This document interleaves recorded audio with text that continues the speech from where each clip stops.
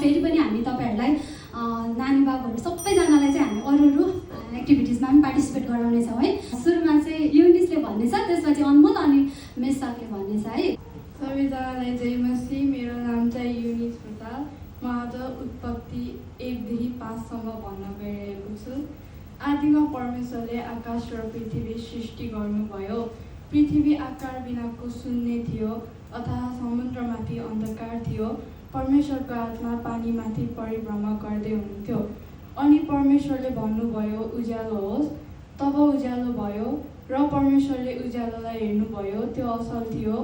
उहाँले उज्यालो र अँध्यारोलाई अलग अलग गर्नुभयो।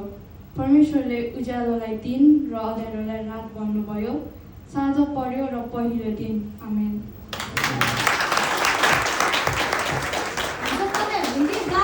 बोल्नु पनि सक्नुहुन्छ ल, उहाँहरूले बाई मिस्टेक गर्दै हुनुहुन्छ, सानै हुनुहुन्छ नि त, र पनि तपाईँहरूले चाहिँ बाइबल हेरिदिनु होला ल। जय मसी सबैजनालाई। मेरो नाम अनमोल राई हो। आज म भजन सङ्ग्रह 23को 1देखि 6सम्म भन्नेछु। परमप्रभु मलाई गोठाला हुनु, मलाई केही कुराको अभाव हुँदैन। उहाँले मलाई हरियो खड्कामा ताउनुहुन्छ र मलाई शान्त पानीको छेउमा डोलाउनुहुन्छ। उहाँले मेरो प्राणलाई पुनर्जीवित पार्नुहुन्छ र उहाँले आफ्नो नाउँको खातिर मलाई धार्मिकताको मार्गमा डोलाउनुहुन्छ।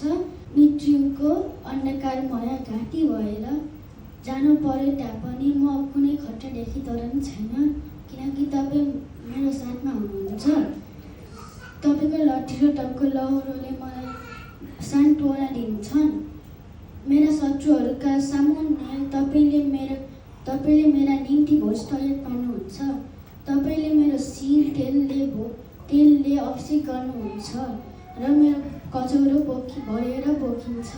निश्चय नै तपाईँको भलाइ र करुणा मेरो जीवनभरि म पछि लाग्नेछ र परमप्रभुको घरमा म सदासर्वदै वास गर्दछु।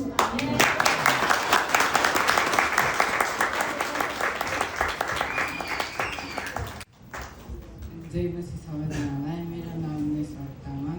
म आज साम्स 23को 1देखि 6सम्म भन्न गइरहेको छु। The Lord is my shepherd, I lack nothing. He makes me lie down in green pasture and leads me beside the quiet waters.